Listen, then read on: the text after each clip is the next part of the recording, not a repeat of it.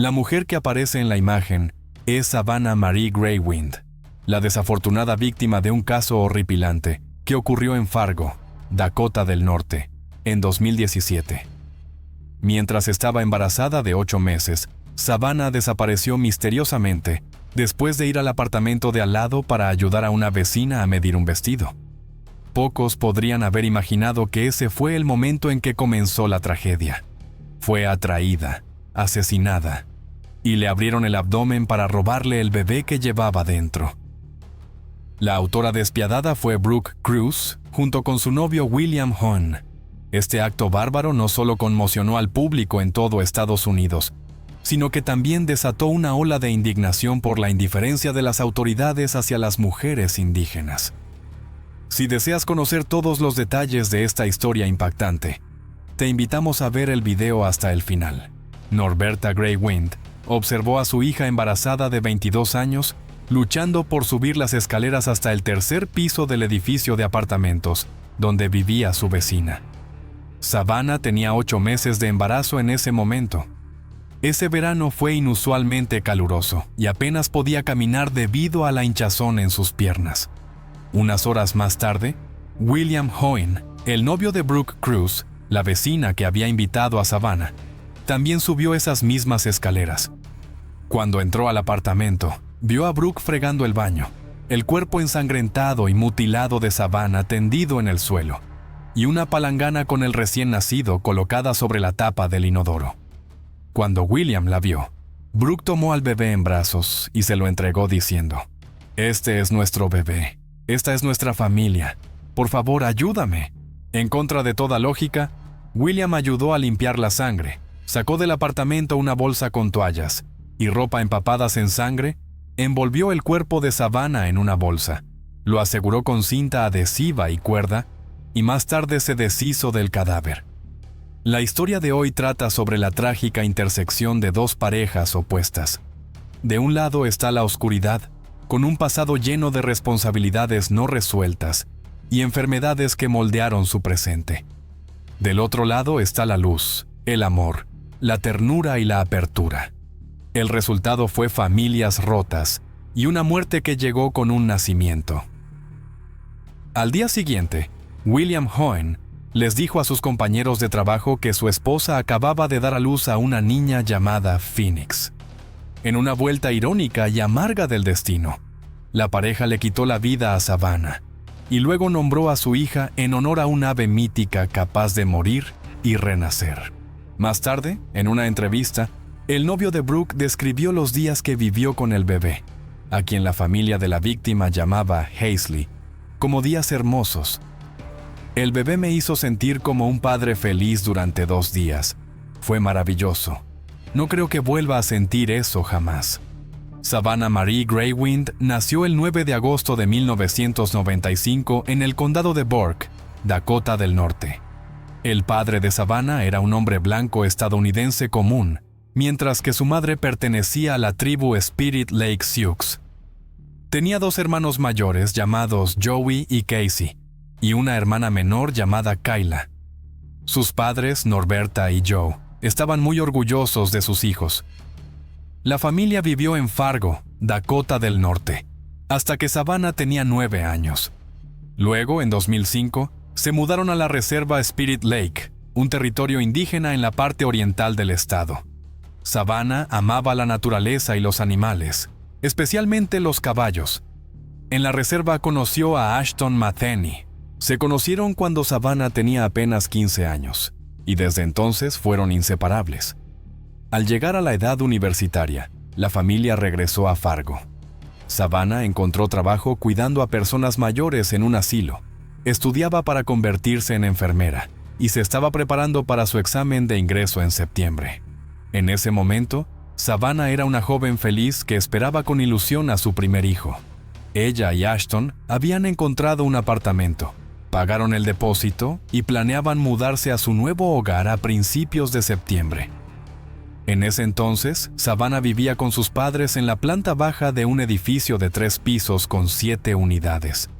Fue en ese mismo edificio, en el tercer piso, donde Brooke Cruz, de 38 años, y William Hoehn, de 33, Alquilaban un apartamento. Nadie nace siendo malvado. Una persona es el resultado de las experiencias que la moldean. Brooke Crews creó dentro de sí misma a una mujer capaz de cometer un crimen espantoso, buscando plenitud al aceptar cada lado de sí misma. Alimentó la oscuridad en su interior, paso a paso, hasta que se volvió incontrolable. Tal vez cada uno de nosotros lleva dos personalidades distintas, la oscuridad y la luz. Creo que estamos destinados a tener pensamientos tanto oscuros como luminosos, de los cuales se forma nuestro carácter. Uno de ellos es destruido temprano por la sociedad. Pero, ¿es eso realmente algo bueno? Brooke escribió esto en uno de sus ensayos. Desde joven, Brooke se sintió atraída por el misticismo y veía una belleza única en los crímenes de asesinos en serie y locos de alto coeficiente intelectual. Ya como adulta, estudió en profundidad la psicología criminal e intentó aprender a pensar como ellos para poder comprenderlos. Brooke llegó a decir que si Ted Bundy hubiera acudido a ella, sin duda lo habría ayudado. Pero lamentablemente, Brooke Crews no era una persona estable ni sana. Todo el conocimiento que absorbía se filtraba a través de una personalidad llena de impulsividad, ansiedad evitativa, ira, cambios constantes de pareja y de empleo, e incapacidad para terminar lo que comenzaba. Había intentado luchar contra ello, elaboró listas de tareas disciplinadas y las siguió por un tiempo, pero eventualmente se rindió. A los 38 años, Brooke estaba gravemente deprimida, físicamente enferma, agotada por relaciones tóxicas que incluían abuso físico y atormentada por el miedo de perder a su pareja porque no podía quedar embarazada ni tener hijos. Brooke no pudo soportarlo más. Oscuridad y luz se mezclaron. Asesinar a una mujer embarazada fue visto como el camino para obtener al hijo que tanto deseaba.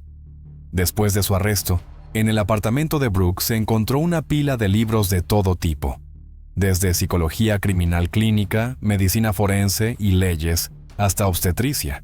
En el cajón de su escritorio había una lista de verificación con los suministros de un kit de parto: tijeras, cuchillas, pinzas, guantes, bolsa de RCP infantil y la hormona oxitocina. Brooke Lynn Crews creció en el área de Bradenton, Sarasota, en Florida, donde su madre, Paula Nelson, aún reside. Según las tarjetas navideñas enviadas, sus padres se habían divorciado y ella era una de 7 hijos. Brooke se quedó a vivir con su madre.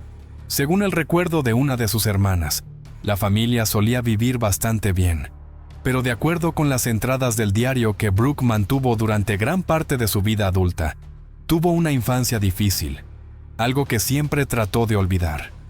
Al entrar en la pubertad, la que antes era una niña reflexiva y abierta, se volvió irritable, aunque no necesariamente agresiva. Brooke se convirtió en una adolescente profundamente perturbada, y fue la única de sus hermanos que decidió mudarse con su padre, a quien su madre llamaba un criminal profesional. La vida con su padre no fue bien, y a partir de entonces, Brooke fue trasladada repetidamente entre hogares de acogida. Desde ese momento, sus hermanos rara vez mantuvieron contacto con ella. Solo se enteraron de que Brooke era madre de al menos 7 hijos a través de un reportaje sobre un crimen espeluznante.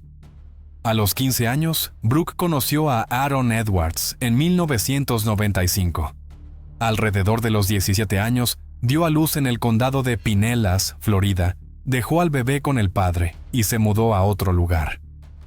El tribunal ordenó que la madre pagara la manutención del menor, pero Brooke no cumplió.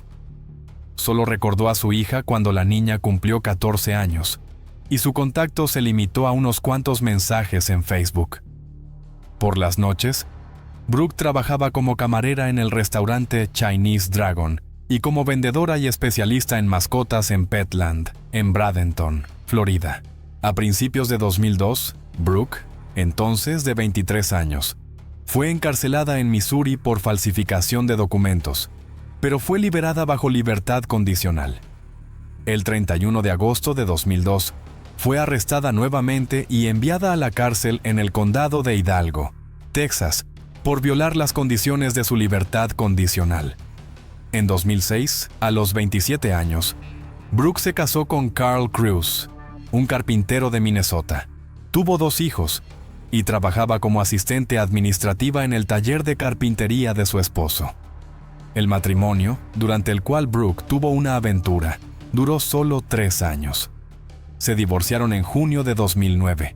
La custodia de los hijos, según los registros, fue otorgada al padre, mientras que Brooke se mudó a California sin dejar rastro. Lo único que Brooke hizo con cuidado y constancia a lo largo de su vida fue escribir diarios y registrar todo lo que le ocurría. Después del caso espantoso, estos diarios fueron hechos públicos por los medios. Las entradas describían una serie de amantes, partos en casa e incluso abortos. Un hilo común en todas las historias. Las relaciones comenzaban con corazones dibujados en los márgenes de las páginas, pero al cabo de un tiempo, las líneas sobre los hombres en su vida empezaban a cambiar. Cada uno de ellos comenzó a jugar juegos mentales conmigo, haciéndome sentir que no era lo suficientemente buena, ni lo suficientemente inteligente, escribió Brooke. Es imposible decir con certeza si Brooke elegía intencionalmente a ese tipo de hombres, o si esas relaciones se volvían disfuncionales debido a sus propios problemas internos. Sin embargo, ella creía firmemente que Carl la había maltratado, convirtiéndola en una madre promiscua y terrible, y Brooke sentía eso como una herida emocional profunda. A pesar de sentirse así, volvió a la casa de su exesposo después de su viaje a California, se registró en un sitio de citas y comenzó a estudiar psicología en serio. En el sitio Tagged, conoció a Andrew Murray, un chef de Katoomba, Nueva Gales del Sur, Australia, y decidió mudarse a Australia a finales de 2011. En enero de 2012, durante una discusión por la custodia de los hijos, Brooke sacó un cuchillo y atacó a su exesposo. La policía la arrestó y la acusó penalmente. Brooke negó el ataque con el cuchillo, pero no esperó al juicio y huyó a Australia con documentos migratorios falsificados, donde se casó con Andrew. El matrimonio en Australia duró solo 6 meses. Andrew descubrió el pasado de su esposa en Estados Unidos, el exesposo, los hijos y los documentos migratorios falsificados. Al conocer la verdad, según Andrew, su esposa comenzó a amenazarlo con hacerlo arrestar por haberla ayudado, lo que lo llevó a acudir a la policía y reportarlo todo por si llegaba a pasar algo. Lo que Andrew más recordaba de ese matrimonio eran las interminables conversaciones sobre personas trastornadas. Reveló que ya en 2012, Brooke estaba obsesionada con el crimen. Estudiaba psicología y enfermería y escribía su tesis sobre asesinos en serie. Según ella, siempre leía libros sobre lunáticos y crímenes, y podía contarte todo sobre ellos. Creo que se volvió cada vez más agresiva con el tiempo. En total, vivió en Australia durante 6 meses y 10 días antes de regresar a Estados Unidos en octubre de 2012. El 22 de septiembre de 2012, Brooke escribió en su diario que había cambiado mucho para bien después de regresar de Australia. Se involucró en una larga batalla por la custodia. Quizás habría tenido una oportunidad de comenzar una nueva vida si se hubiera reconciliado con Andrew Murray. Pero a finales de 2012, Brooke conoció a William Hoyne, de 28 años, quien acababa de ser condenado por abuso infantil unos meses antes, tras llevar a su hijo al hospital en enero de 2011, con una fractura de cráneo cerca del oído derecho. Brooke se enamoró de este hombre, quien se había divorciado 2 veces, tenía 2 hijos, no pagaba manutención, tenía problemas de control de ira y estaba bajo una orden judicial que le prohibía contactar a sus hijos. Brooke estaba llena de energía y ansiosa por convertirse en una nueva persona. Quería criar hijos, tomar acciones más positivas y encontrar un trabajo. En 2013, Brooke convirtió su interés en una carrera y se inscribió en la Universidad Estatal de Minnesota en Moorhead, donde estudió materias como comportamiento social, psicofisiología, teoría cognitiva, psicología del comportamiento anormal e investigación dirigida. Estaba particularmente interesada en la psicología de los asesinos en serie. La estudiante recién matriculada escribió un ensayo sobre asesinos en serie y recibió la nota más alta. Solo su vida personal empañaba ese panorama. Su relación con William comenzó de manera hermosa. Teníamos una muy buena relación. Era genial para los niños. Nos amábamos, no nos gritábamos.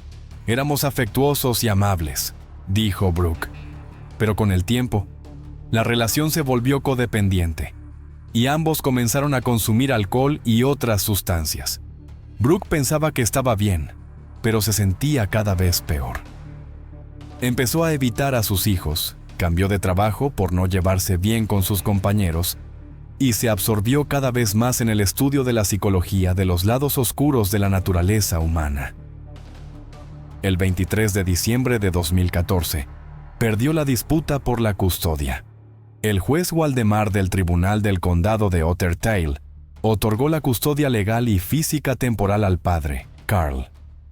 Ese mismo día, Brooke sufrió un ataque de pánico y fue llevada a la sala de urgencias del hospital con un diagnóstico de trastorno de estrés postraumático, según los registros médicos. Años después, durante el juicio por asesinato, ella dijo que los eventos de 2014 fueron el punto de inflexión en su vida, cuando perdió la capacidad de controlar su comportamiento y de juzgar sus propias acciones. Pero Brooke no aclaró exactamente a qué eventos se refería. En enero de 2015, su diario registró la siguiente frase: «Sentí que empecé esta relación con una billetera llena de monedas de amor, y poco a poco, esa billetera se vació. No me quedaba nada por dar. La intimidad ya no era igual. Una vez por semana, él pasaba tiempo conmigo. La cercanía duraba entre 7 y 15 minutos. No le importaba en absoluto mi satisfacción». Brooke se quejaba de la falta de atención y se aislaba cada vez más. 5 meses después, fue diagnosticada con una enfermedad de la vesícula biliar y su salud física y mental comenzó a deteriorarse. Brooke casi no salía de casa. En mayo de 2016, la policía respondió a una llamada. William Hoen había golpeado brutalmente a su novia en el baño. Se declaró culpable de agresión y se le ordenó mantenerse alejado de Brooke. 6 meses después, la policía regresó tras el aviso de un vecino y encontró a William dentro del apartamento de Brooke. Se declaró culpable de violar la orden de alejamiento y después de eso volvieron a estar juntos. A partir de entonces, la relación dejó de ser saludable por completo. Brooke ya no podía tener hijos después de un aborto en 2011. Mientras tanto, William seguía presionándola para que tuviera un bebé. A principios de 2017, tras otra discusión, Brooke le mintió a William diciendo que estaba embarazada para evitar que la dejara. Incluso le envió fotos falsas de ecografías e imágenes de pruebas de embarazo positivas. Encontró una grabación de audio aleatoria del latido de un feto en internet y se la reprodujo a William, diciéndole que era el corazón de su futuro hijo. En agosto de 2017, tuvieron otra gran pelea. Para entonces ya era evidente que no había embarazo. Pero como William ya había dicho a todos que iba a ser padre y no quería quedar en ridículo, insistió en que Brooke debía tener un bebé como fuera. También mencionó a la vecina del piso de abajo que estaba embarazada. Más tarde, Brooke Cruz diría a la policía que interpretó la exigencia de William como un ultimátum y como una señal de que él quería llevarse al bebé de Savannah, aunque él nunca lo dijo explícitamente. Brooke tenía conocimientos médicos y comenzó a hacer una lista de lo que se necesitaba para inducir un parto prematuro. Para ese momento, ya estaba acostumbrada a anticiparse y hacer todo lo que su joven pareja quería. Una tarde de sábado en agosto, Brooke llamó a la puerta del apartamento de abajo y le ofreció a Savannah $20 para modelar un vestido que estaba cosiendo. Savannah aceptó. Antes de ir al apartamento de la vecina, Savannah había pedido pizza con la intención de comerse una porción al volver y luego llevar a su hermano al trabajo 1 hora más tarde.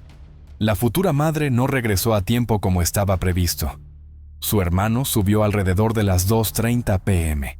Escuchó la máquina de coser funcionando, pero nadie respondió a la puerta. Unos minutos después, el padre de Savannah, Joe, también subió y golpeó la puerta. Brooke gritó que aún estaban probándose el vestido, que Savannah estaba cambiándose, por lo que nadie podía abrir. Roberta, la madre de Savannah, llevó ella misma a su hijo al trabajo. Al regresar, vio la pizza aún intacta, le envió varios mensajes de texto a su hija sin recibir respuesta y subió. Un vecino abrió la puerta y dijo que Savannah se había ido hace tiempo, justo después de la prueba del vestido. Roberta, en pánico, volvió a su propio apartamento y miró alrededor. Los zapatos, el bolso, las llaves del coche y las pertenencias de su hija seguían ahí. Savannah no podía haber ido lejos debido al calor y a sus pies hinchados, que le hacían caminar con dificultad y dolor. Roberta llamó a Ashton esperando que hubiera recogido a su hija, pero el joven respondió que Savannah tampoco le había contestado. La preocupada madre llamó a la policía y comenzó a conducir por las calles en busca de su hija embarazada. Quizás se había enfermado de repente. Conduje pensando que si se había ido a algún sitio, la vería cerca, pero en el fondo, sabía que no se había ido a ningún lado. Esa noche, la policía registró el apartamento de Brooke y William, el último lugar al que se sabía que Savannah había ido. Los inquilinos les dieron la bienvenida y no interfirieron. Pero como no había una orden de registro, los agentes no abrieron armarios ni puertas cerradas. El departamento de policía explicó a la familia que Savannah era mayor de edad y tenía derecho a tomar decisiones sin informar a su familia. Como no había evidencia de que se hubiera cometido un crimen en Cian o cerca del apartamento, los investigadores concluyeron que la joven se había ido voluntariamente a algún lugar. La familia de Savannah notó la indiferencia con la que los oficiales del departamento de policía manejaban el caso, y eso les rompió el corazón.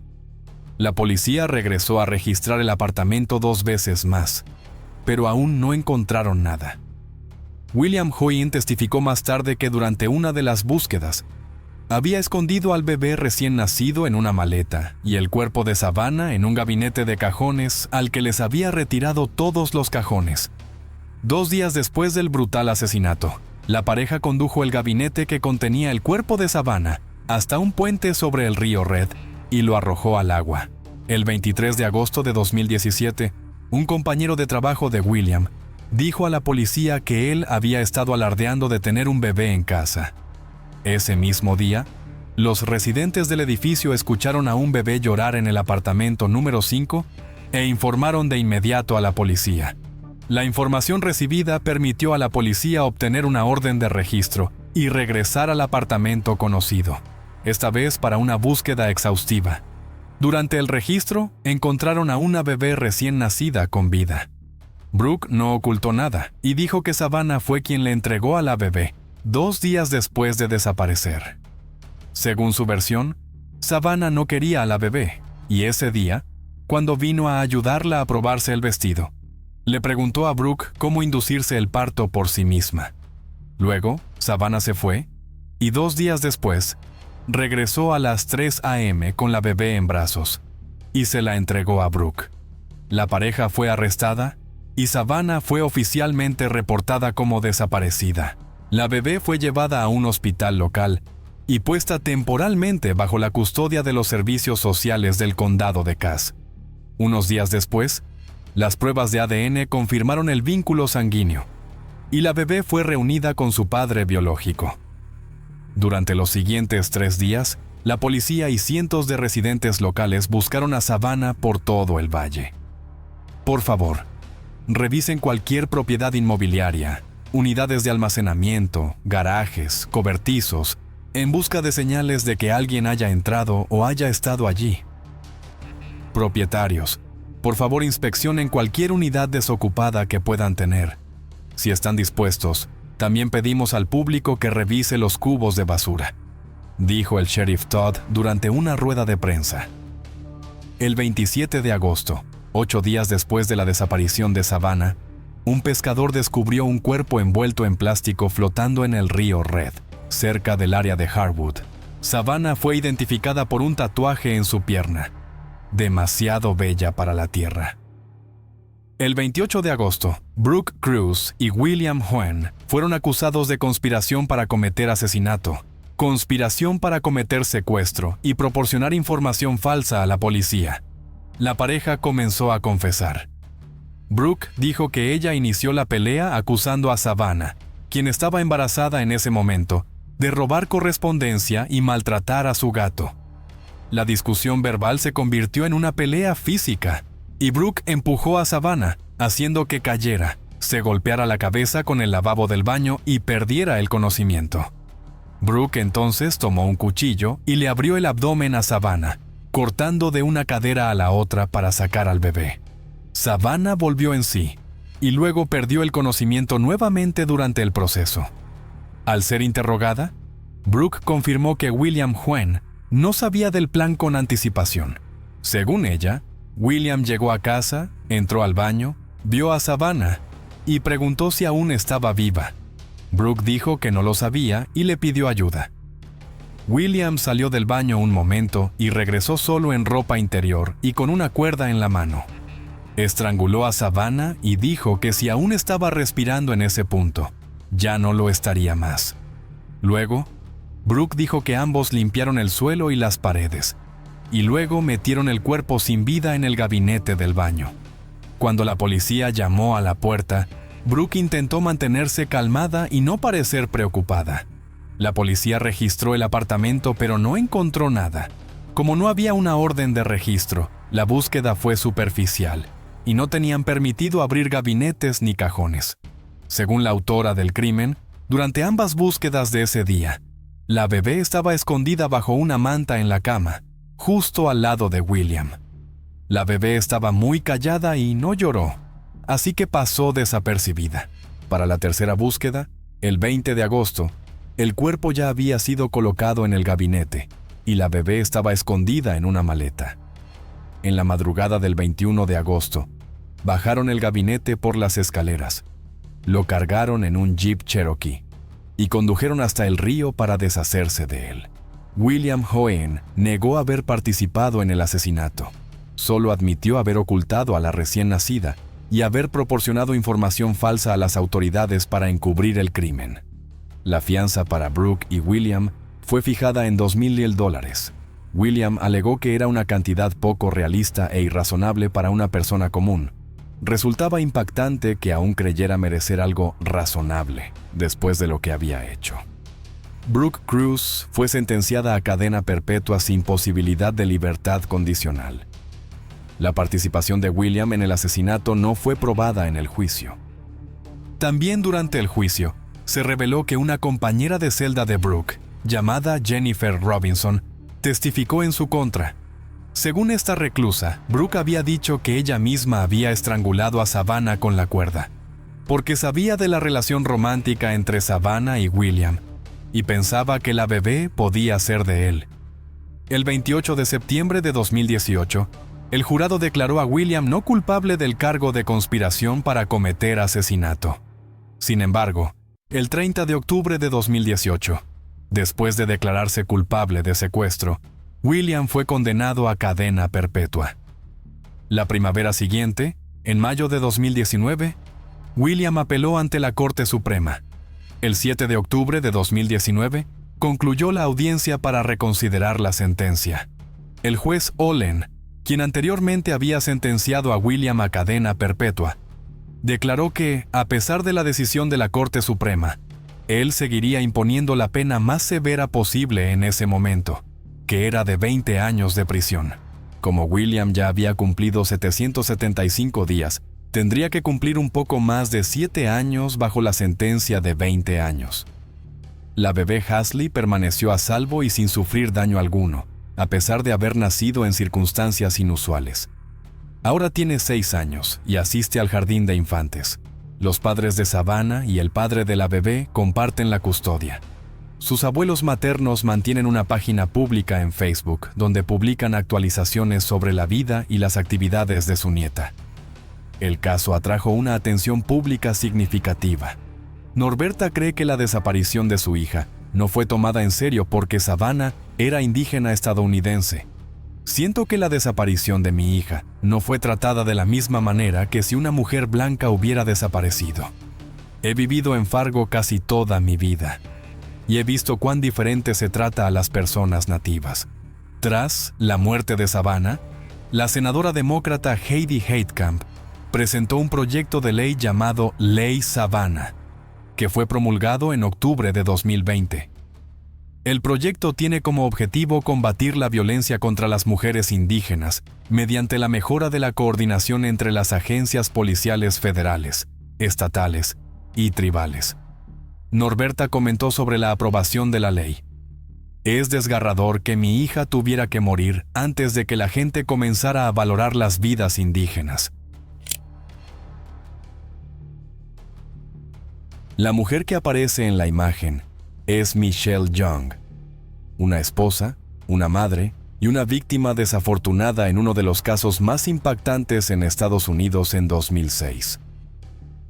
Aparentemente viviendo en una familia feliz con su esposo y su hija pequeña. Michelle fue brutalmente asesinada en su propia casa mientras estaba embarazada de su segundo hijo.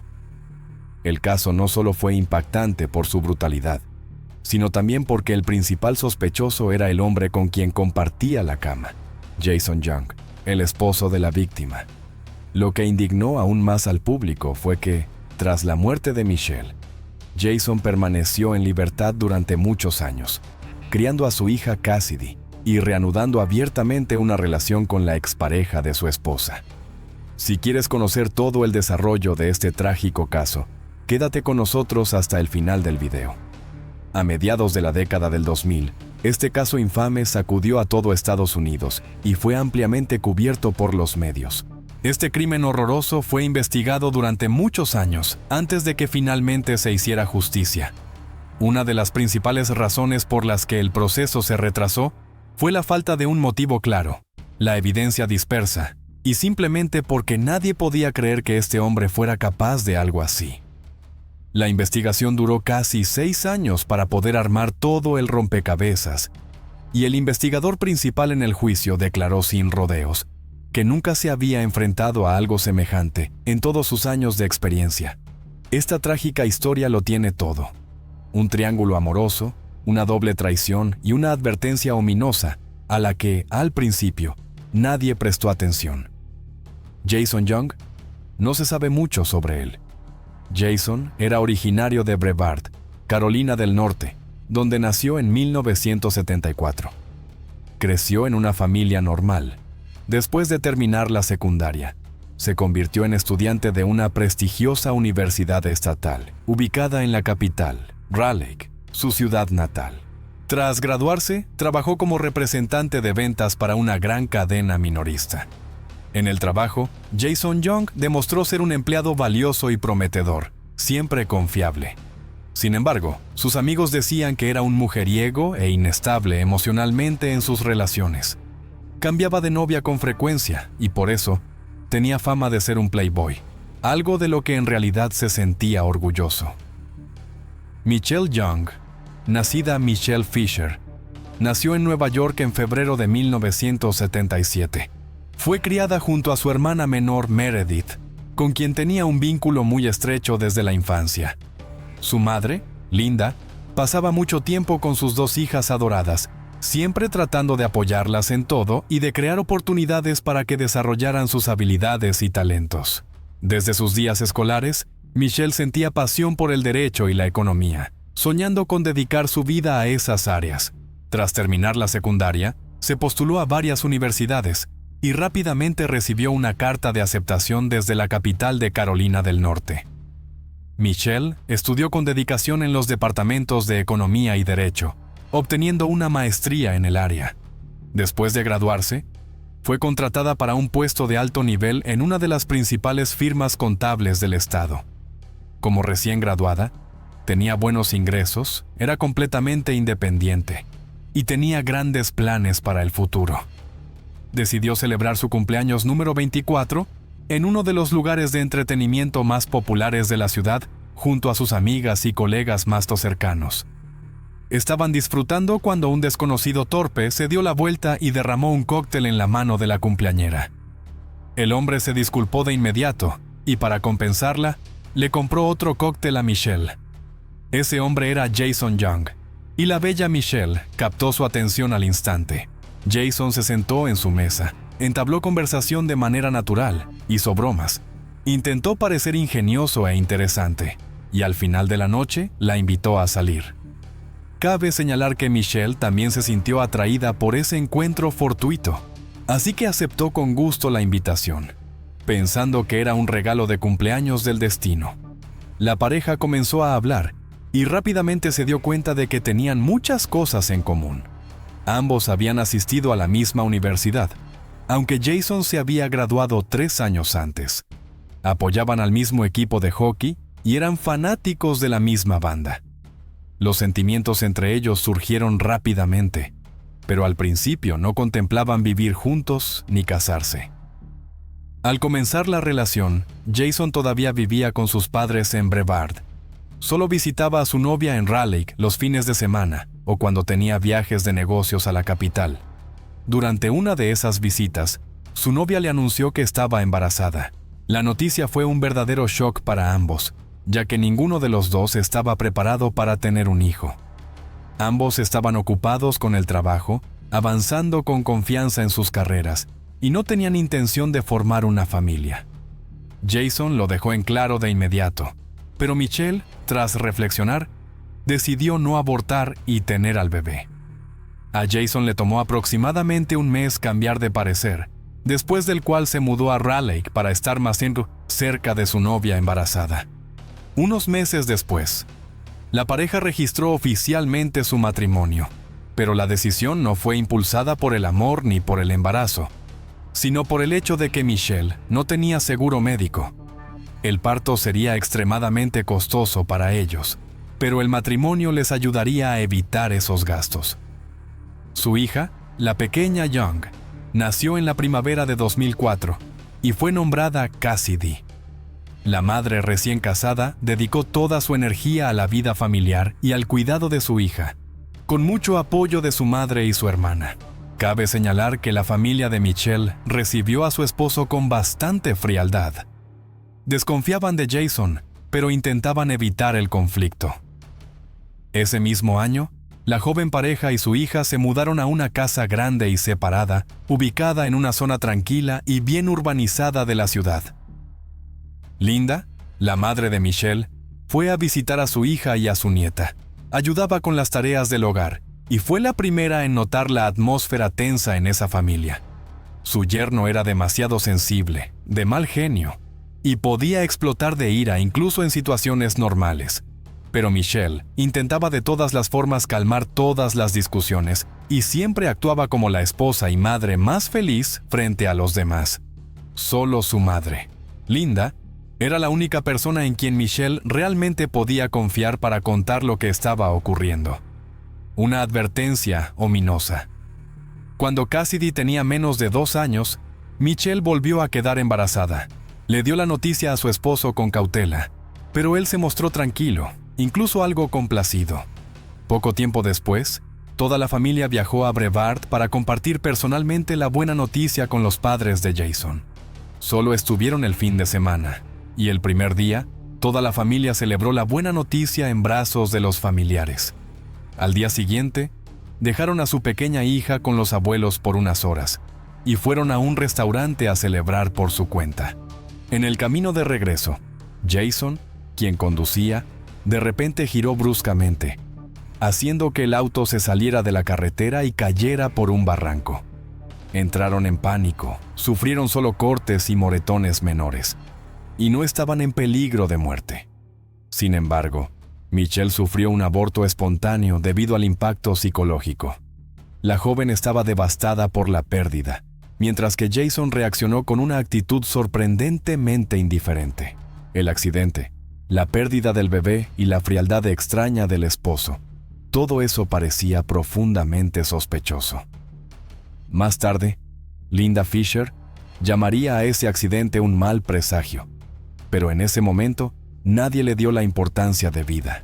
La joven pareja tenía una amiga en común llamada Michelle Manny, a quien conocían desde la universidad.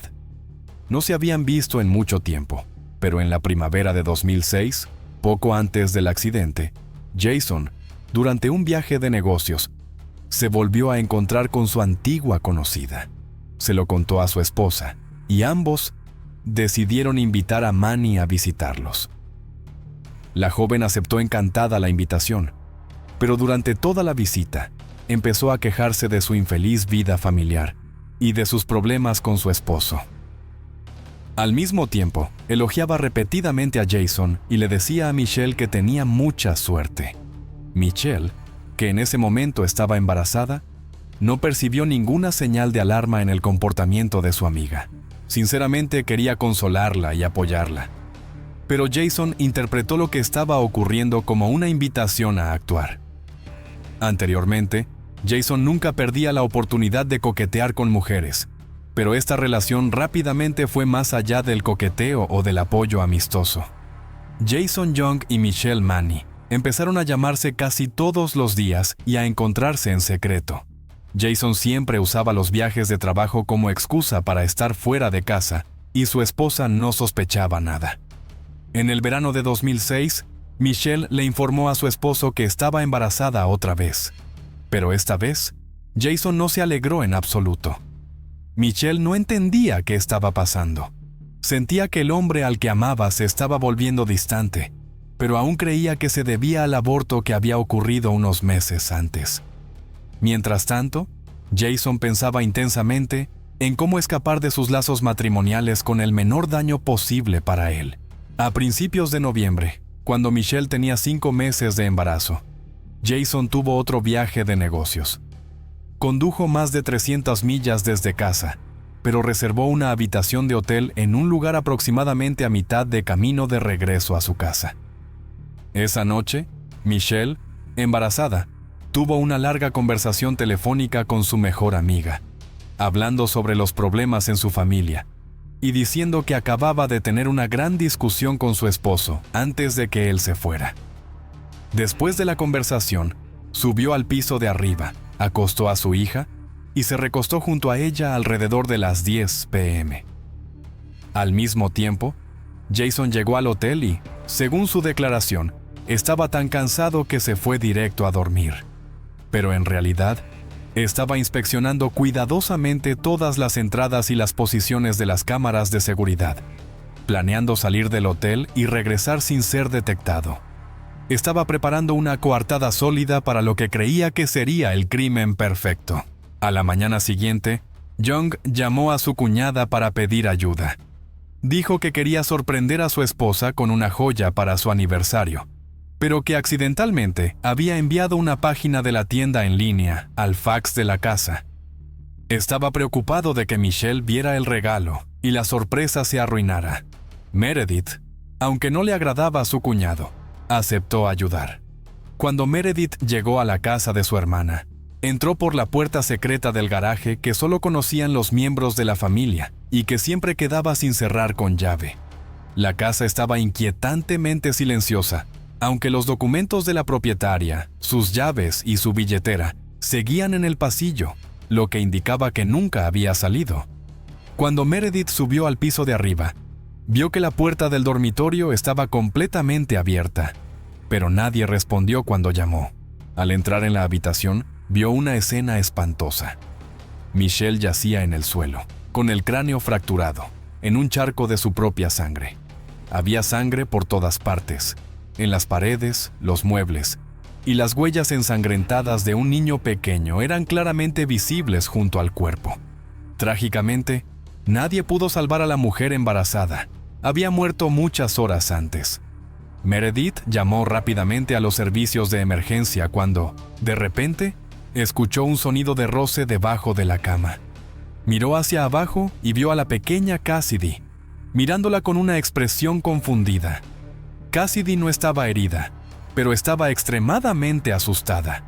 La pequeña había presenciado la muerte de su madre y luego se sentó junto al cadáver durante horas, algo que más tarde fue confirmado por la marca en el suelo y los juguetes que había llevado junto a su madre. Más tarde, los peritos forenses descubrieron una gran cantidad de moretones, abrasiones y huesos rotos en el cuerpo de la víctima. lo que indicaba que había sido brutalmente agredida durante un periodo prolongado. A Michelle le habían arrancado los dientes, y su cráneo estaba fracturado por un objeto contundente y pesado. Más tarde, el arma homicida nunca fue encontrada.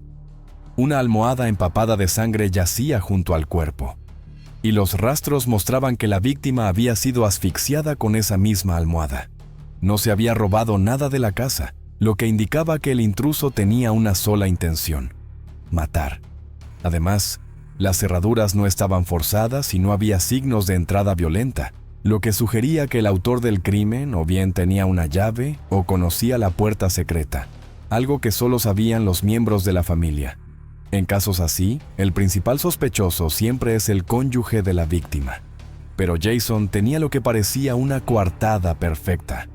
Afirmó que se había registrado en un hotel y no había salido hasta la mañana siguiente, para ir directamente a una reunión de negocios programada. La verificación mostró que Jason había utilizado su tarjeta de acceso para entrar al hotel esa noche y salir por la mañana. Pero una investigación detallada más tarde reveló una serie de irregularidades y contradicciones. Por ejemplo, un empleado del hotel notó que, a primera hora de la mañana, la puerta de salida de emergencia no solo estaba abierta, sino que había sido bloqueada con una piedra para evitar que se cerrara.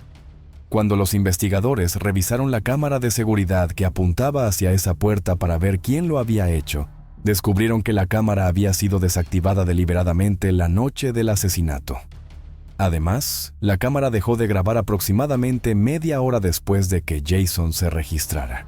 Los hechos extraños no terminaron ahí. Resultó que esa misma noche, un hombre con el aspecto de Jason había llenado el tanque de su auto en una gasolinera ubicada entre el hotel y la escena del crimen. Según el protocolo, se le pidió a este hombre que mostrara una identificación, pero se negó, pagó en efectivo y se marchó rápidamente sin recoger su cambio. El empleado de la gasolinera identificó posteriormente a Jason Young durante una audiencia en el tribunal, pero Jason continuó negándolo, insistiendo en que había dormido toda la noche en la habitación del hotel. Otro detalle sospechoso fue que, el día anterior a la tragedia, Jason llamó a Michelle Manny más de 20 veces, y por la madrugada hizo 5 llamadas más a su amante, cada una de menos de 15 segundos. Esto sugería que Jason podría haber estado en estado de pánico, y todas esas llamadas fueron hechas desde fuera del hotel, donde él afirmaba haber estado toda la noche. También llegó tarde a la reunión de negocios programada, y se mostró nervioso y desequilibrado. Sin embargo, ninguna prueba individual, ni siquiera la combinación de ellas, pudo probar de forma concluyente que Jason Young fuera quien asesinó a su esposa embarazada. Años de investigación y un veredicto largamente esperado. Durante casi 3 años, Jason continuó viviendo como antes. Incluso obtuvo la custodia de su hija pequeña, lo que fue un gran golpe para la familia de la víctima. En ese momento, Jason ya no ocultaba su relación con Manny, quien alguna vez fue una amiga cercana de Michelle, lo que alimentó aún más las sospechas de que Jason era en realidad el autor de ese crimen brutal. Jason fue arrestado recién a finales de 2009, pero a pesar de la gran cantidad de pruebas, los cargos no prosperaron, ya que el jurado no logró alcanzar un veredicto unánime. Sin embargo, el caso fue reabierto en 2012 cuando se recopilaron nuevas pruebas y aparecieron nuevos testigos que declararon haber visto a Jason Young fuera del hotel esa noche, en distintos lugares. En particular, el vehículo blanco característico de Jason fue visto estacionado cerca de su casa en un terreno oscuro y sin iluminación la misma noche del crimen. Otra prueba nueva fue el testimonio de una psicóloga infantil, quien informó que Cassidy mostraba comportamientos extraños al jugar con muñecas, durante los cuales describía una escena en la que papá golpeó a mamá, y luego mamá se quedó en el suelo y ya no se levantó. Manny también testificó en el juicio, admitiendo que había tenido una aventura con Jason, pero se defendió diciendo que él le había dicho que estaba muy infeliz en su matrimonio. Otra antigua amante de Jason testificó que le tenía miedo a sus ataques de ira cuando perdía el control, y que una vez la había golpeado. Tras un largo juicio, Jason Young fue finalmente declarado culpable de la brutal agresión y asesinato de su esposa embarazada, y fue condenado a cadena perpetua sin posibilidad de libertad condicional. En 2014, Jason apeló por primera vez, pero fue rechazado. En 2018 presentó otra solicitud para revisar el caso, pero un panel de apelaciones del estado la rechazó nuevamente. Cassidy quedó prácticamente huérfana. Su madre asesinada, su padre encarcelado por ese mismo crimen. Ahora está siendo criada por su tía y sus abuelos maternos. Este retrato familiar de 5 miembros parece preservar un recuerdo cálido. James Craig Kahler, el padre ejemplar. A su lado su esposa, Karen, sus 2 hermosas hijas Emily y Lauren, y su hijo menor Sean. Sonríen durante un picnic, con los ojos brillando de alegría. Pero nadie sabía que el mismo hombre que era el pilar de esta familia en la imagen, se convertiría en un asesino a sangre fría unos años más tarde. En una noche fatídica a finales de noviembre, abrió fuego y mató a su esposa y a sus 2 hijas, justo frente a los ojos de su hijo de 11 años. ¿La razón? Un matrimonio roto, una relación homosexual de su esposa y un ego pisoteado hasta el punto de la locura, de ser un hombre de estatus y cabeza de una familia modelo. James se convirtió en un asesino a sangre fría simplemente porque estaba obsesionado con un matrimonio fallido y la nueva relación homosexual de su esposa. Si deseas conocer el desarrollo completo de los acontecimientos, las causas y el desenlace de este caso espeluznante, quédate hasta el final del video. En 1995, el estado de Kansas aprobó una ley que establece que una persona que comete un crimen premeditado no puede culpar sus acciones a un trastorno mental que le impida distinguir entre el bien y el mal. Esta ley se aprobó porque casi todos los delincuentes intentaban evitar el castigo en el tribunal, alegando que no podían controlar su comportamiento o que no eran conscientes de las consecuencias debido a un trastorno mental. El jefe de la familia Kahler, una vez feliz y numerosa, intentó usar la locura como excusa para escapar de la responsabilidad de los crímenes que cometió. Sin embargo, se determinó que estaba completamente cuerdo. Los psicólogos creen que su comportamiento surgió de los celos, la rabia y el deseo de vengarse de su exesposa, quien lo había abandonado, y de las hijas que apoyaban a su madre. Lamentablemente, los crímenes impulsados por los celos patológicos y la sed de venganza son un fenómeno común a nivel mundial. Estadísticamente, estos motivos representan una 1/8 parte de todos los casos criminales. La sospecha excesiva, un sentido de inseguridad y una necesidad obsesiva de controlar al otro pueden convertir a un ser humano en una verdadera bestia, hasta el punto de no perdonar ni a sus propios hijos. La historia de la familia Kahler James Craig Kahler nació en 1963 en Weatherford, Texas. Su esposa, Karen Kahler, también nació en esta ciudad en 1965. Se conocieron a principios de los años 80 mientras estudiaban en una universidad en Texas. James estudiaba ingeniería y estaba a punto de graduarse, mientras que Karen era una estudiante de primer año en la Facultad de Humanidades. Rápidamente encontraron puntos en común y pronto iniciaron una relación romántica. Eran jóvenes, estaban enamorados y parecían una pareja perfecta. James era un estudiante excelente, conocido por su determinación y talento en el campo de la ingeniería. A finales de los años 80, después de graduarse, celebraron una boda sencilla a la que asistieron amigos cercanos y familiares. Su primera hija, Emily, nació en 1991. Seguida por Lauren en 1993. Vivían en una casa acogedora en Weatherford y disfrutaban de una vida cómoda según los estándares locales. En 1999, cuando Karen estaba embarazada de su tercer hijo, James recibió una oferta de trabajo lucrativa de una gran empresa de servicios públicos en Weatherford. Su avance profesional coincidió con el nacimiento de su hijo Sean, a quien James adoraba. Con un ingreso más alto, James compró una casa espaciosa en el vecindario más prestigioso de la ciudad y un automóvil familiar confiable. Karen se quedó en casa para cuidar de los niños y James se convirtió en el principal proveedor económico de la familia. En apariencia, su familia parecía perfecta. Las dos hijas, Emily y Lauren, eran talentosas en deportes y música y solían participar en concursos de canto y eventos locales. Emily se destacaba académicamente y fue aceptada en una prestigiosa escuela de farmacia, mientras que Lauren, una estudiante sobresaliente, soñaba con asistir a un conservatorio para seguir una carrera musical. Sean era un niño enérgico, amable y curioso, que amaba aprender sobre neumática y aspiraba a convertirse en arqueólogo. Era muy cercano a sus padres y hermanas. James proveía a la familia. Karen cuidaba del hogar, criaba a los hijos y horneaba deliciosos postres. Participaban activamente en actividades comunitarias y trabajaban para mejorar su vecindario. También estaban criando a 3 niños maravillosos y talentosos. Sin embargo, detrás de esa fachada perfecta, había muchos problemas que los miembros de la familia siempre mantenían ocultos. En 2007, Karen le confesó a su hermana, Linda, que estaba al borde de un colapso nervioso. Se quejaba de que James la había estado controlando y vigilando durante muchos años, y que el control estaba aumentando. James exigía informes completos de todos los gastos, no solo de las compras grandes, sino también de los costos cotidianos.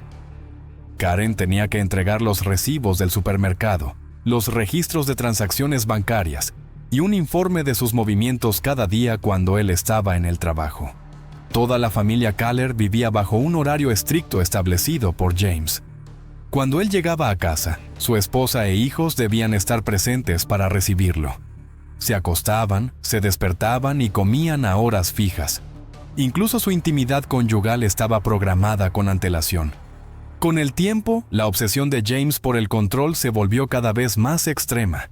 Exigía más y se volvió egoísta.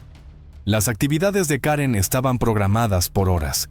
Karen se sentía como una esclava. No tenía tiempo libre, solo obligaciones y responsabilidades. Intentaba cumplir todas las demandas de su esposo, esperando que él aliviara el control y pudieran volver a la vida que una vez tuvieron. Pero James parecía disfrutar de su poder y no quería cambiar. Linda estaba extremadamente preocupada después de escuchar la confesión de su hermana.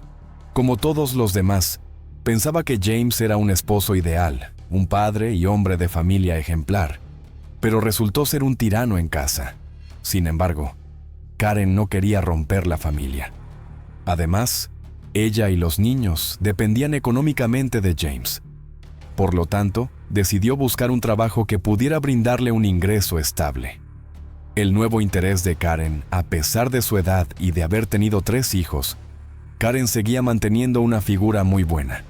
Siempre seguía hábitos de alimentación saludables. Ocasionalmente hacía dieta, se cuidaba y salía a correr todos los días. A escondidas de su esposo, se inscribió en un club de fitness local y comenzó a entrenar varias horas al día.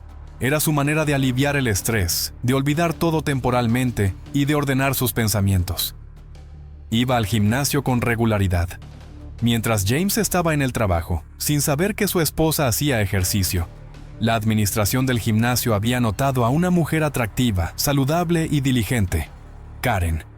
La invitaron a probar el rol de instructora de fitness, comenzando con un periodo de prueba y con la posibilidad de firmar un contrato laboral oficial. Como exama de casa, Karen nunca se había atrevido a soñar con una oportunidad así, porque ahora podía seguir haciendo lo que le gustaba e incluso recibir un salario justo por ello. Eventualmente, James descubrió que su esposa había estado yendo al gimnasio. Karen se preparó para una pelea y pensó que su esposo le prohibiría seguir asistiendo, pero sorprendentemente, él reaccionó con mucha calma. De hecho, James incluso parecía complacido de que su esposa hubiera encontrado un empleo y empezara a ganar dinero. Sus únicas condiciones fueron que ella estuviera en casa cuando él regresara, que preparara la cena y que no interfiriera con su vida sexual programada. Karen consideró aceptables esas condiciones, ya que ahora tenía la libertad de actuar y la capacidad de mantenerse por sí misma sin tener que justificar cada centavo que gastaba ante su esposo. Un romance inesperado y un triángulo amoroso. Poco después, una nueva entrenadora se unió al gimnasio. Su nombre era Sunny Reese. Karen y Sunny se volvieron cercanas rápidamente y se hicieron amigas. Para Karen, quien había estado en casa durante años y rara vez interactuaba con alguien fuera de su familia, Sunny se convirtió en una confidente de confianza. Pasaban mucho tiempo juntas en el trabajo. A veces salían a caminar, tomaban café y compartían conversaciones profundas. Poco a poco, su amistad se transformó en algo más. Naturalmente, mantuvieron sus sentimientos y relación en secreto ante los demás, pero con el tiempo, Karen sintió la necesidad de confesarle todo a su esposo. Le tomó meses prepararse para esa conversación, tratando de encontrar las palabras correctas, sin saber por dónde empezar o cuáles serían las consecuencias. Finalmente, se lo contó a James. Aunque confundido por la confesión de su esposa, James respondió con bastante calma y no hizo un escándalo. Sin embargo, al día siguiente, James declaró que aceptaba la relación de su esposa con Sunny, con la condición de que él también pudiera participar. Karen quedó en shock ante la propuesta de su esposo y no sabía cómo responder. No obstante, James tomó la iniciativa de acercarse a Sunny, enviándole flores y pequeños obsequios. Parecía ver esto como una oportunidad para avivar su vida sexual y añadir más pasión y emoción a su matrimonio con Karen. Al principio, las dos mujeres aceptaron la propuesta de James, pero no pasó mucho tiempo antes de que se dieran cuenta de que, para él, esto era simplemente un juego de poder. Este extraño triángulo amoroso terminó rápidamente, y James comprendió que no era bienvenido en la relación. Sintiendo que había sido humillado, James exigió que Karen terminara la relación de inmediato. Pero ella continuó viendo a Sunny. Estaba realmente enamorada. Después de casi 2 décadas de matrimonio, parecía que Karen estaba lista para dejar a su esposo por una nueva relación. Mudanza a otro estado y encuentros secretos. Después de muchos meses de discusiones, confrontaciones y dolorosas dudas, James decidió que la mejor solución para salvar a la familia era mudarse a otro estado. Comenzó a buscar un nuevo empleo, envió currículos y pronto consiguió un puesto como director de servicios de agua en una gran empresa en Columbia, Missouri, una ciudad cercana a Kansas. James creía que mudarse acabaría con la relación entre su esposa y Sunny y restauraría la vida familiar como antes.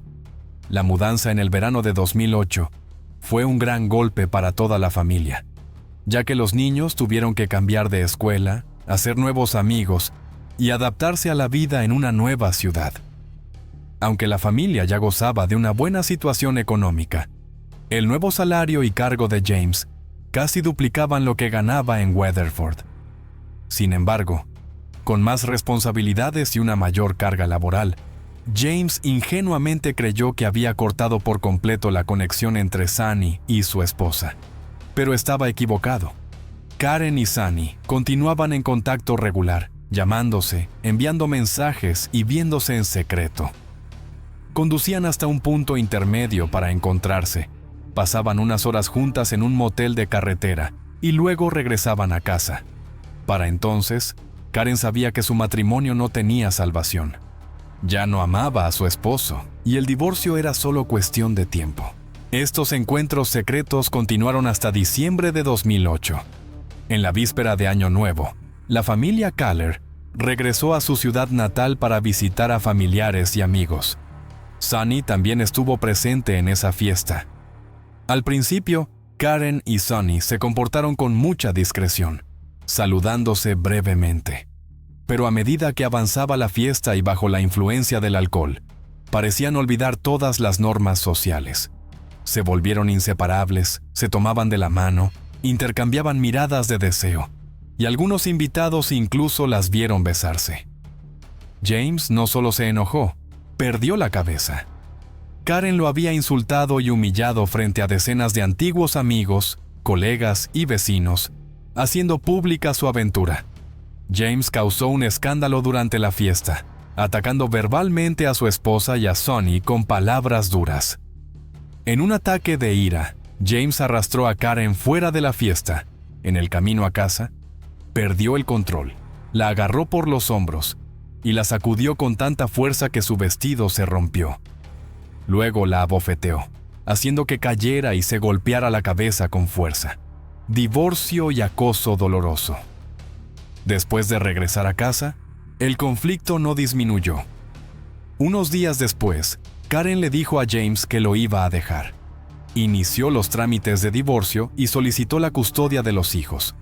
Al principio, James trató de disculparse, suplicó mantener unida a la familia por el bien de los niños y rogó por una última oportunidad para salvar su matrimonio. Sin embargo, Karen estaba decidida y obtuvo el derecho al divorcio. James entonces comenzó a llamar a amigos cercanos y parientes, pidiéndoles que hablaran con Karen y la convencieran de no dejarlo, de quedarse con él. A pesar de todos los esfuerzos, ella se mantuvo firme al decir que lo dejaría por Sonny y que nunca había sido realmente feliz en su matrimonio. A principios de la primavera de 2009, mientras ambos aún vivían bajo el mismo techo, estalló otra discusión y James recurrió a la violencia, por primera vez desde la víspera de Año Nuevo. Karen llamó a la policía y James fue arrestado. Sin embargo, en la comisaría, afirmó que su esposa estaba alterada y que solo la había sujetado con fuerza para calmarla, lo que provocó hematomas en sus brazos. Después de ese incidente, Karen no esperó a que finalizara el proceso de divorcio oficial, sino que tomó a los niños y se fue de la casa. Para James, esto fue un golpe devastador, pero lo que más lo enfureció fue descubrir que sus hijas se habían puesto del lado de su madre. Dijeron que era la primera vez en mucho tiempo que veían a su madre realmente feliz. James lo vio como una traición y se negó a contactar a Emily y Lauren, llamando únicamente a Sean y llevándose al niño los fines de semana, ignorando por completo a sus dos hijas. Mientras el proceso de divorcio aún seguía en curso, James continuó esperando que su esposa cambiara de opinión y regresara. Se volvió celoso, intentó controlarla y monitoreaba cada uno de sus movimientos. James vigilaba la casa de su esposa, la seguía por toda la ciudad en un coche alquilado, tratando de no ser detectado, e incluso intentó instalar cámaras en secreto en la casa cuando no había nadie. Por supuesto, todo eso requería tiempo y esfuerzo, así que James tuvo que sacrificar su trabajo. Primero solicitó una licencia, luego afirmó estar enfermo. Finalmente, dejó de ir a trabajar por completo sin dar ninguna explicación. Este comportamiento imprudente llevó a que James fuera despedido. Después de perder su empleo y su fuente de ingresos, se vio obligado a volver a vivir con sus padres porque ya no podía pagar el alquiler de una casa. Con demasiado tiempo libre, James comenzó a seguir a su exesposa todo el día, lo que llevó a Karen a llevarlo ante la corte y solicitar una orden de restricción. El horrible Día de Acción de Gracias.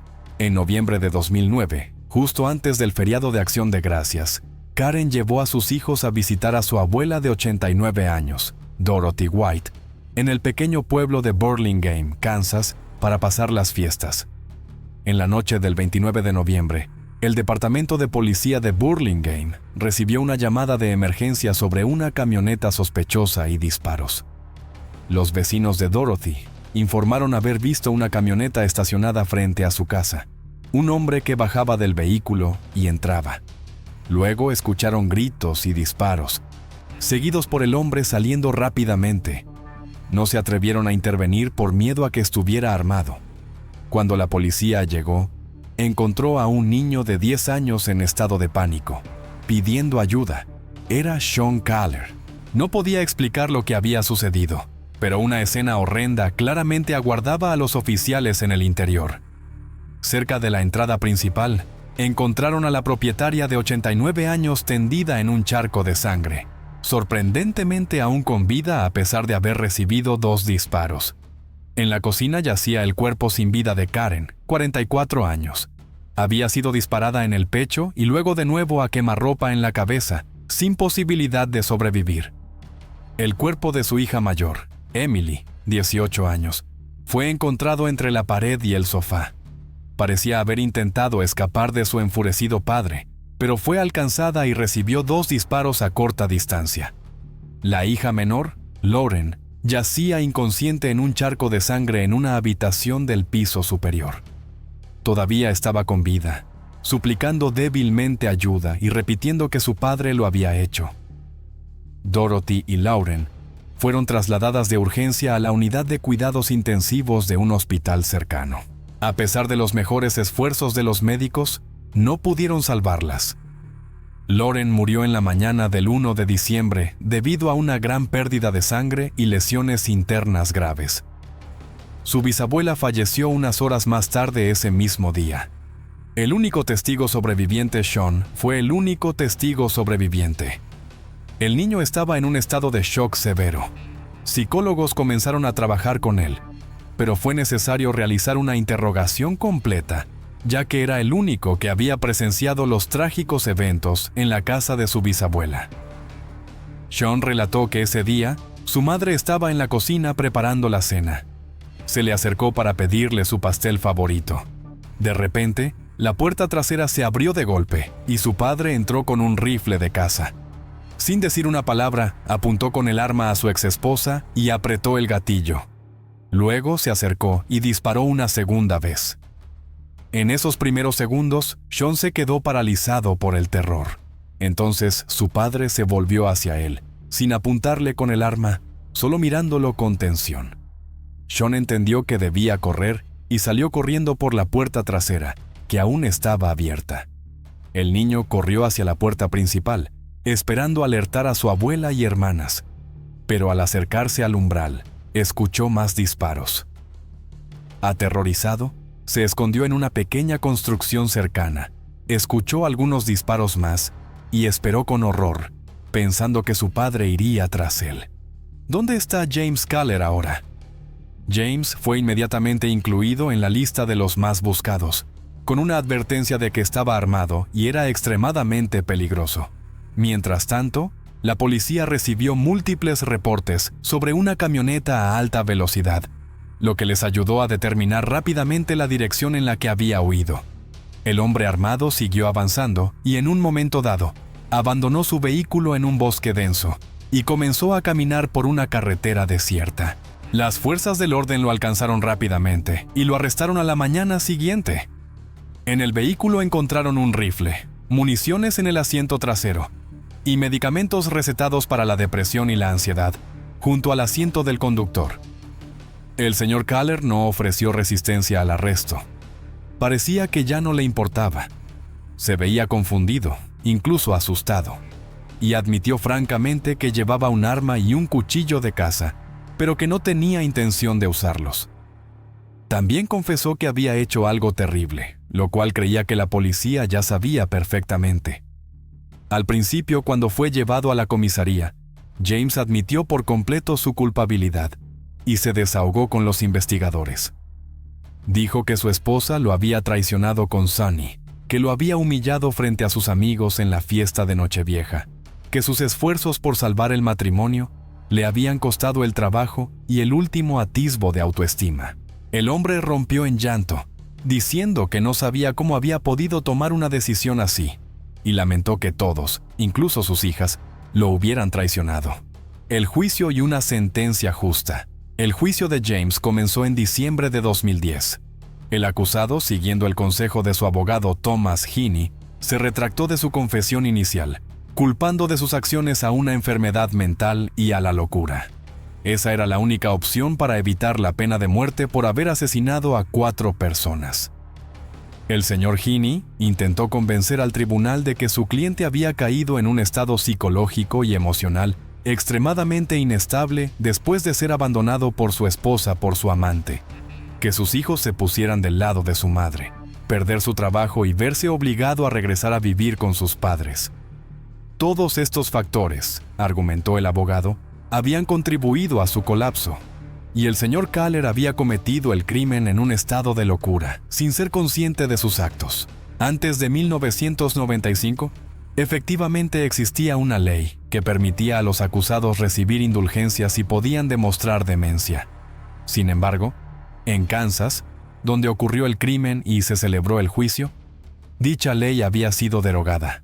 Además, la fiscalía no encontró pruebas de enfermedad mental ni de un estado mental inestable en las acciones de James, solo cálculo frío.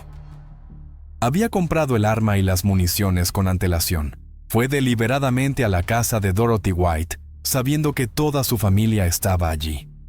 Disparó 2 veces a cada víctima, sin dejar posibilidad de supervivencia. Sin embargo, deliberadamente perdonó la vida a su hijo Sean, permitiendo que el niño escapara. En agosto de 2011, James fue declarado culpable de todos los cargos y condenado a muerte. Sean, que tenía 12 años en ese momento, testificó en el juicio final. Dijo que no deseaba que su padre muriera, ya que era el único miembro cercano de la familia que le quedaba. A pesar de múltiples apelaciones por parte de James y sus abogados, la sentencia no ha cambiado. Hasta el día de hoy, el señor Kaller sigue en prisión y continúa luchando por una revisión del caso y la anulación de la pena de muerte.